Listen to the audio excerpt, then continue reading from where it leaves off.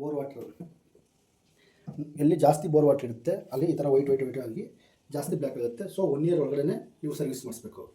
ಜಾಸ್ತಿ time 2 years ಮತ್ತು 3 years ಅಂತ ಹಾಕಿದ್ಮೇಲೆ ಯಾವಾಗಲೂ ಬಿಚ್ಚದೆ 1 ವರ್ಷ 2 ವರ್ಷ ಯೂಸ್ ಮಾಡಿದ್ರೆ ಈ ಥರ ಆಗುತ್ತೆ. ಪ್ರತಿ ವರ್ಷವೂ ಸರ್ವಿಸ್ ಮಾಡಿಸ್ಬೇಕು.